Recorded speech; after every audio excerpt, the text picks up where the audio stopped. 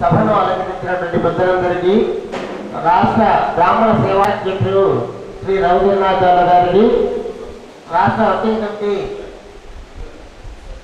రాజేశ్వర శర్మ గారికి, ప్రధాన కార్యదర్శి శ్రీ సీతారామ శాస్త్రి గారికి, సభను అలంకరించిన బ్రాహ్మణ బంధువులందరికీ నా యొక్క నమస్కారం అండి.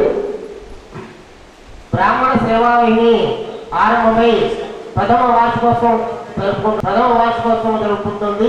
ఇందులో భాగంగా మొన్న 20వ తారీఖు రోజు మల్కాజ్గిరిలో మహిళా ప్రథమ వార్షికోత్సవం జరిగింది. తదుపరి ఈ 20వ తారీఖు రోజు 23వ తారీఖు రోజు మన దగ్గర జరుగుతోంది. 27వ తారీఖు రోజు కుక్కట్పల్లి జరుగుతోంది. ఉన్నటువంటి లాక్డౌన్ వల్ల సభను అంతా కూడా ఒక దగ్గర అలంకరించుకునే పరిస్థితి మనకు లేదు కాబట్టి రాష్ట్ర అధ్యక్షుల వారు ఈ నిర్ణయాన్ని తీసుకొని ఎవరికి కూడా ఇబ్బంది కలగకూడదు, సభను అలంకరించాలంటే ఎన్నో విధమైనటువంటి పర్మిషన్ అవసరం ఉంటుంది. దానికి పోను ఆరోగ్య రీతిలో కూడా ఇబ్బందికరమైన వాతావరణం ఉండడం చేత వార్షికోత్సవాన్ని 3 భాగాలుగా 3 చోట్ల అందరి సంవత్సరంలో జరుపుకోవాలని సభా అధ్యక్షుల వారు నిర్ణయించారు. అదేవిధంగా ఈ బ్రాహ్మణ సేవావాహిని యొక్క ముఖ్య ఉద్దేశము తోటి బ్రాహ్మణులందరూ కూడా సుఖ సంతోషములతో తినడానికి తిండి కూడా నెరవేరుతున్నాము.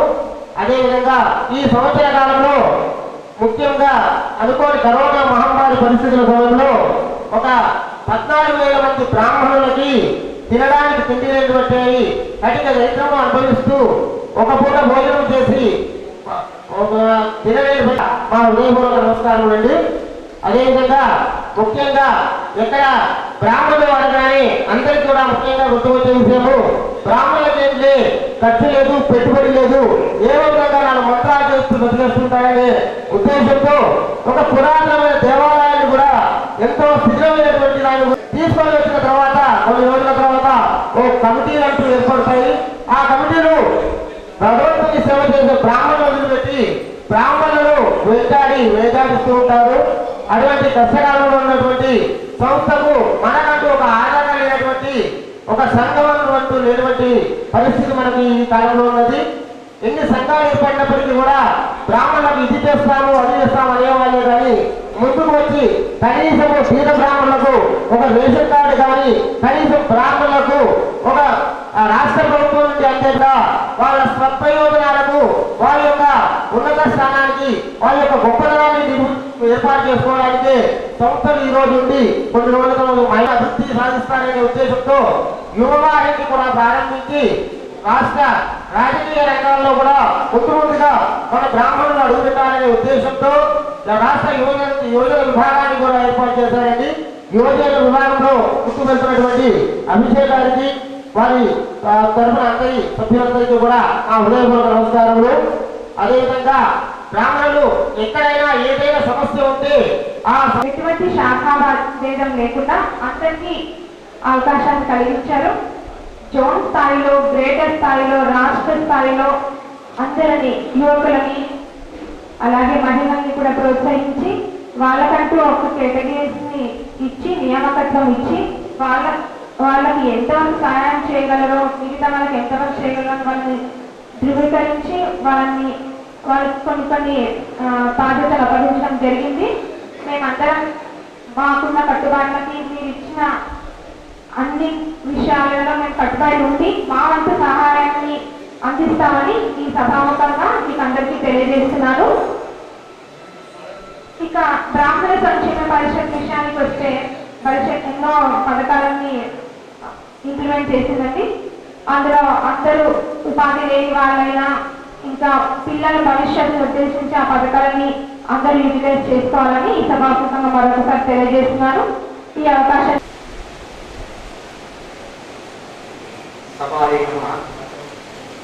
శ్రీమతే రామానుజాయ నమః. నాకు నా పేరు పోయినప్పాది కిరణ్ కుమార్ ఆచార్య. నేను నల్లకొండలో ఉంటాను. నాకు బ్రాహ్మణ సేవావాది నాకు నేను చిన్నగా జీవించేవాడిని. ఇప్పుడు చిన్నగా జాతకాలు చెప్పుకొని జీవించేవాడిని. మా అబ్బాయి 2,600 వరకు నేను ఉచితంగా జాతకాలు చెప్పాను. కొట్టి ఇలా కాదు ఇలా జీవించాను. మా అబ్బాయి ఉన్నాడు గోపి, ఈ అమృతపేట డివిజన్ అధ్యక్షుడు. బాబాయ్ మీరు కూడా రావాలి. బ్రాహ్మణ సేవావాదిని మన విధిని అందరినీ కలుపుకుంటూ ఉండగా వారు చెప్పారు, ఎటువంటి తారతమ్యం చూడకుండా బ్రాహ్మణులందరికీ సహాయం చేయాలి. చూడటమ్మా, ఇది భగవత్ సంకల్పం. మీరు ఈ విధంగా పురోగతి చేయాలి, సాటి బ్రాహ్మణుని పైకి తీసుకురావాలి. నిజానికి ఇప్పుడు వీళ్ళందరూ మాట్లాడారు. నిజానికి బ్రాహ్మణుడు అంటే ఎక్కడా కూడా ఏమి కూడా గౌరవ మర్యాద ఆర్టీసీ బస్సులో కానివ్వండి, ఎక్కడైనా సరే ఒక లాంటి ఒక సంస్థ ద్వారా మనం గుర్తింపు పొంది మన ద్వారా నలుగురికి మేలు చేస్తున్న సంస్థ వర్ధక అభివృద్ధిగా బాగుండాలి. నమస్కారాలు తెలియజేసుకుంటూ స్వాగతం.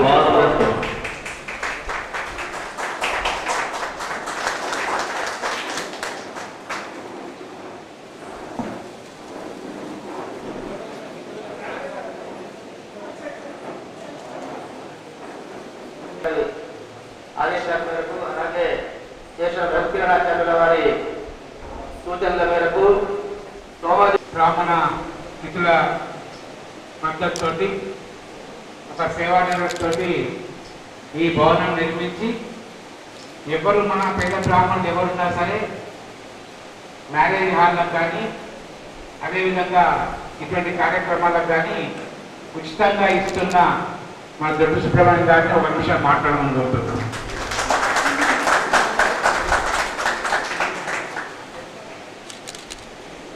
వేదిక అలంకరించిన పెద్దలు, మా గురువు గారు, మాకు చాలా సంవత్సరాలు వారి ఫ్యామిలీతో అనుబంధం ఉంది. మా గురువు గారు వేణుగోపాలాచారి గారికి ప్రెసిడెంట్ గారితో రీసెంట్గా నేను మాట్లాడడం జరిగింది. అలాగే ప్రధాన కార్యదర్శి 4 days బ్యాక్ నేను మాట్లాడడం జరిగింది. వాళ్ళు చక్కటి కార్యక్రమాన్ని నిర్వహిస్తున్నారు.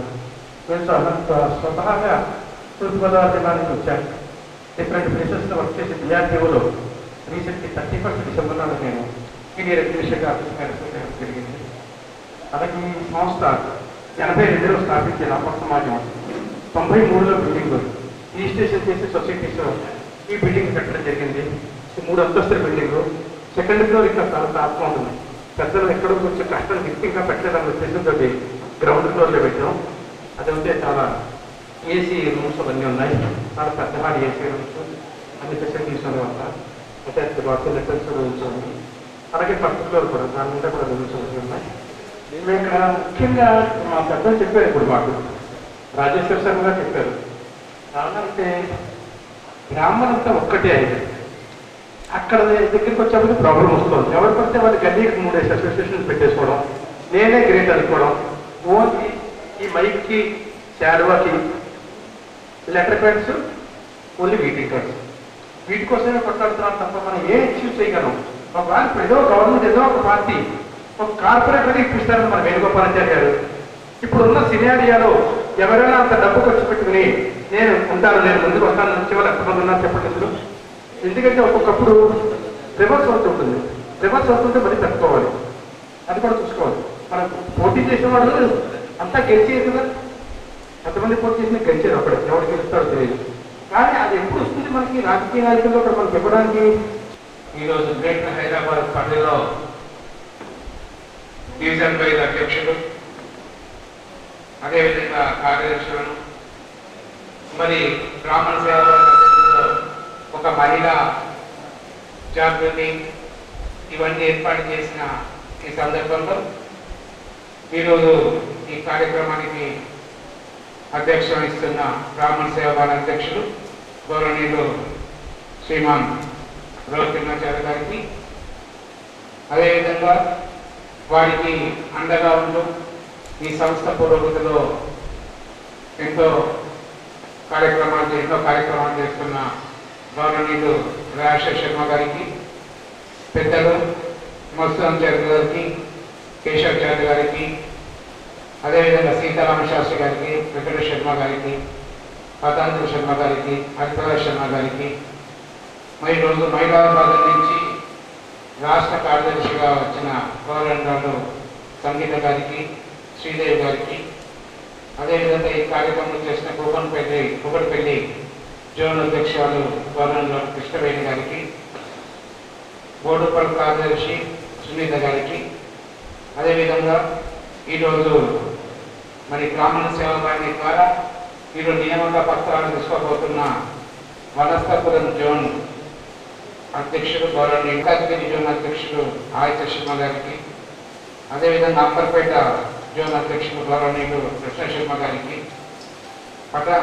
అదేవిధంగా ఈరోజు సరూర్ నగర్ అధ్యక్షుడు ఆదిత్య శర్మ గారికి, ఉప్పల్ జోన్ అధ్యక్షుడు శేష్ గారికి, అదేవిధంగా గడ్డియారం అధ్యక్షుడు మహేష్ శర్మ గారికి, నాగారం డివిజన్ అధ్యక్షుడు కృష్ణశాస్త్రి గారికి, మేడ్చల్ జోన్ అధ్యక్షుడు సూర్యశాంతి గారికి, మరి బోడుపల్లి కార్యదర్శి ఇంతకుముందు చెప్పిన సునీత గారికి, వేదికైన పెద్దలకు, మరి ఇప్పుడే మన ముందు మాట్లాడిన గౌరవనీయులు భక్త సమాజం సంబంధించిన ఈ బిల్డింగ్ సంబంధించిన వ్యవస్థాపకులు, గత 3 నుంచి 4 దశాబ్దాలుగా బ్రాహ్మణ జాగృతి కొరకు, బ్రాహ్మణ సంఘటన కొరకు కృషి చేస్తున్న మరి పెద్దలు దొడ్డు సుబ్రహ్మణ్యం గారికి, మరి ఈరోజు వివిధ ప్రదేశాలకు వచ్చేసిన బ్రాహ్మణ పెద్దలకు అందరికీ కూడా పేరు పేరు నమస్కారం తెలియజేస్తూ,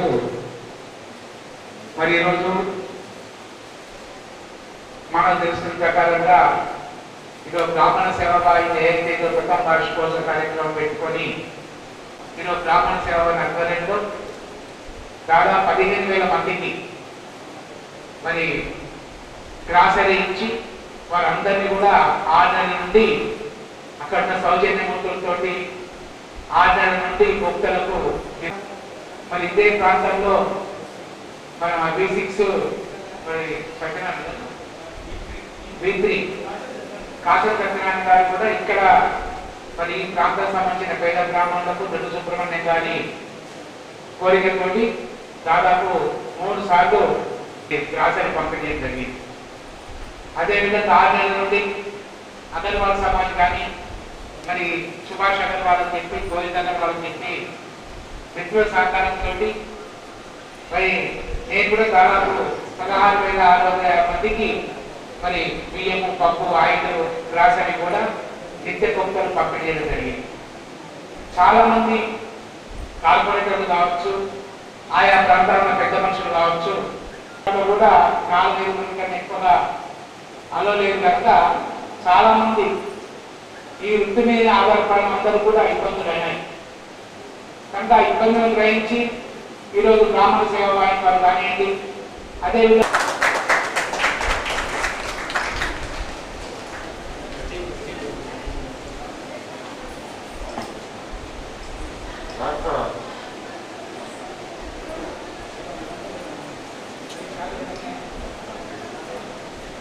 బ్రాహ్మణ సేవా వాహిని సహాయ కార్యదర్శిగా వెంకటేశ్వర శర్మ గారిని ఎన్నుకోవడం జరిగింది.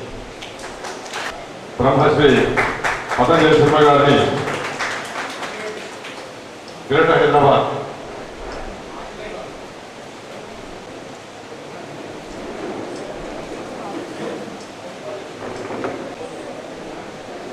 దొడ్డు సుబ్రహ్మణ్యం గారు సన్మానిస్తూ వారికి నియామక పత్రం వారి తరఫున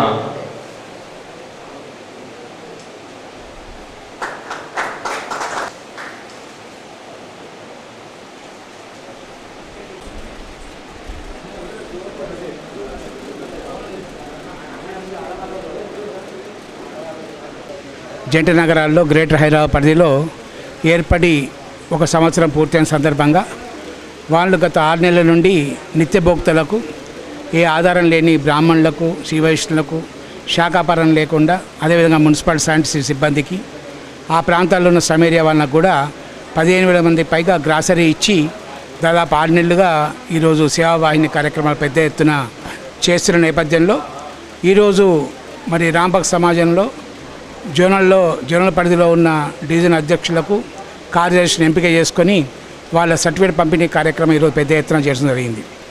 ఈ సందర్భంగా రాష్ట్రంలో తెలంగాణ రాష్ట్రం మరి గౌరవ ముఖ్యమంత్రి కేసీఆర్ వచ్చిన తర్వాత ఇతర కులాలకు ఇతర వర్గాల వారికి అయితే సంక్షేమ ఫలాలు అందాలన్న ఆలోచన ఉండను, అదేవిధంగా సమాజంలో మరి బ్రాహ్మణులందరికీ కూడా ఆర్థికంగా లాభం చేయాలనే ఉద్దేశంతో తెలంగాణ రాష్ట్రంలో బ్రాహ్మణ సంక్షేమ పరిషత్ని ఏర్పాటు చేసుకొని సంవత్సరంకు 100 కోట్ల రూపాయలు ఈరోజు మరి బ్రాహ్మణ సంక్షేమం కొరకు ఖర్చు పెట్టడం జరుగుతుంది. దీని కింద బ్రాహ్మణ పేద విద్యార్థులు ఎవరైనా సరే విదేశాల్లో చదవాల్సుకుంటే వారికి 20 లక్షల రూపాయల ఆర్థిక సహకారం, అదేవిధంగా పేద బ్రాహ్మణ కుటుంబాల్లో అర్చకులు ఉంటారు, వారి సతీమణులు కానీ వారి కుటుంబ సభ్యులు ఎవరైనా చిన్న చిన్న వ్యాపారాలు మరి చిన్న తరహా పరిశ్రమలు ప్రోత్సహించడానికి వ్యాపారాలు చేయాల్సుకుంటే 3 నుంచి 5 లక్షల రూపాయలు బెస్ట్ అనే కార్యక్రమాలు. అదేవిధంగా తెలంగాణ రాష్ట్రంలో చదువుతున్న పేద విద్యార్థులకు ఇంటర్మీడియట్ నుండి మరి గ్రాడ్యుయేషన్ కానీ పోస్ట్ గ్రాడ్యుయేషన్ కానీ వారికి 1 టైం సెటిల్మెంట్ ప్రభుత్వ పరంగా రియంబర్స్మెంట్ రాకపోతే వారికి 1 టైం సెటిల్మెంట్ ఇచ్చే విధంగా 15,000 నుండి 50,000 వరకు ఆ ఉన్న ఫీజు అనుసరించి ఆయా విద్యాలయాలకు పంపడం జరుగుతుంది. అదే కాకుండా వేదాలు చదివే విద్యార్థులకు కూడా ప్రోత్సాహాలు, వేద పాఠశాలలు పెట్టే వారికి కూడా 2 లక్షల నుంచి 5 లక్షల వరకు ప్రోత్సాహాలు. ఎవరైనా సరే ఈ వృత్తిలో ఉండి 60 సంవత్సరాలు పైబడి వారికి మరి ఎవరు ఆధారం లేకుంటే వారు ఉన్నంత వరకు వారు జీవించినంత వరకు 2,500 రూపాయలు ఇచ్చే కార్యక్రమానికి ఈరోజు బ్రాహ్మణ సంక్షేమ పరిషత్తు ఈరోజు చేయడం జరిగింది. దాదాపు ఇప్పటికీ వివేకానంద ఓవర్ ఎడ్యుకేషన్ కింద మోర్ దెన్ 500 మెంబర్స్కు, అదేవిధంగా బెస్ట్ స్కీమ్ కింద కూడా దాదాపు 1000 మందికి పైగా ఈరోజు మహిళల కొరకు ఈరోజు మరి బ్రాహ్మణ పరిషత్ ద్వారా రుణాలు అందించడం జరిగింది. మరి నేను ఇక్కడ తోటి బ్రాహ్మణ సోదరులందరికీ మనవి చేస్తున్నాం, ఈ కుటుంబాలు ఈరోజు ఆర్థికంగా వెనుకబాటు ఉంటాయి కనుక మరి ఆర్థికంగా పరిపుష్టి కావాలంటే బ్రాహ్మణ సమాజ్ పరిషత్ ఏదైతే కార్యక్రమాలు చేస్తుందో విద్యాపరంగా అదేవిధంగా వ్యాపార పరంగా ఈ కార్యక్రమాలు ప్రతి కుటుంబం కూడా వాడుకొని మరి అయితే ఏదో సదుద్దేశంతో రాష్ట్ర ముఖ్యమంత్రి గారి కార్పొరేషన్ పెట్టారో ఆ ఉద్దేశాన్ని నెరవేర్చుకునే విధంగా వారికి ఆశీర్వాదం ఇచ్చే విధంగా మీరు అందరూ కూడా ఈ కార్యక్రమాలు వినియోగించుకోవాలని చెప్పి మనం చేస్తున్నాం. బ్రాహ్మణ సేవావాహిని సంఘం స్థాపించి సంవత్సర కాలం పూర్తయిన సందర్భంగా హైదరాబాద్ నగరంలోని దాదాపు 130 డివిజన్ అధ్యక్షులను 28 జోన్ అధ్యక్షులను నియమించుకొని ఈరోజు హైదరాబాద్ నగరంలో 3 సభలు నిర్వహించడం జరుగుతుంది. అందులో మొదటి సభ మల్కాజిగిరిలో పూర్తి జరిగింది. ఇది రెండవ సభ ఈరోజు కొత్తపేట న్యూ మారుతి నగరంలోని రామభగ్గ సమాజ్ నిర్వహించడం జరిగింది. ఈ యొక్క బ్రాహ్మణ సేవా వాహిని స్థాపించి సంవత్సర కాలంలోనే అనేకమైన సేవా కార్యక్రమాలు చేసుకుంటూ ముందుకు వెళ్తూ ఉంది. లాక్డౌన్ సమయంలో భోక్తలు ఎవరైతే ఉన్నారో బ్రాహ్మణులందరూ కూడాను అనేక ఇబ్బంది పడుతున్న సందర్భంలో వాళ్ళందరికీ కూడాను దాదాపుగా ఒక 15,000 మంది బ్రాహ్మణులకు మా బ్రాహ్మణ సేవావాహిని ద్వారా నిత్యావసరకులు పంపిణీ చేయడం జరిగింది. దాదాపు 1,20,00,000 రూపాయల సరుకులు మేము అన్ని రకాలుగా అన్ని డివిజన్ల అధ్యక్షులతోటి జోన్ అధ్యక్షులు కలిపి ఆ విధంగా సరుకులు అందజేయడం జరిగింది. దాదాపు ఒక 500 మంది బ్రాహ్మణులందరికీ కూడాను మెడిసిన్కి సంబంధించి అనారోగ్య సమస్యలు ఎవరైతే బ్రాహ్మణులు ఉన్నాయో వారందరికీ కూడాను మెడిసిన్ సంబంధించి సహకారం చేయడం జరిగింది. ఈ విధంగా బ్రాహ్మణులందరూ కొన్ని సంవత్సర కాలం ఉపాధి అవకాశాలు పెంచుకుంటూ నగరంలోని అన్ని డివిజన్ అధ్యక్షులను జోన్ అధ్యక్షులను నియమించుకుంటూ ఎక్కడి బ్రాహ్మణులకు అక్కడనే ప్రత్యేకమైనటువంటి సేవా కార్యక్రమాలు చేసుకుంటూ ఆ డివిజన్ అధ్యక్షుల ద్వారా జోన్ అధ్యక్షుల ద్వారా వారిని పర్యవేక్షించుకుంటూ వారికి మన బ్రాహ్మణకు సంబంధించినటువంటి స్కీమ్ గురించి కానీ అదేవిధంగా ఆరోగ్య సంబంధించినటువంటి హెల్త్ కార్డు గురించి కానీ క్యాస్ట్ సర్టిఫికేట్ గురించి కానీ రేషన్ కార్డుకు సంబంధించిన విషయం కానీ అవగాహన పరుస్తూ బ్రాహ్మణులందరూ కూడాను రాజకీయంగా ఆరోగ్యంగా ఆర్థికంగా ముందుకు వెళ్ళని ఉద్దేశంతో ఒక బ్రాహ్మణ సేవను స్థాపించి సంవత్సర కాలం పూర్తి సందర్భంగా ఇటువంటి కార్యక్రమాలు కూడా ఇంకెన్నో చేసుకుంటూ ఈ విధంగా చేసుకుంటూ బ్రాహ్మణ సేవ ముందుంటుందని కోరుకుంటున్నాను.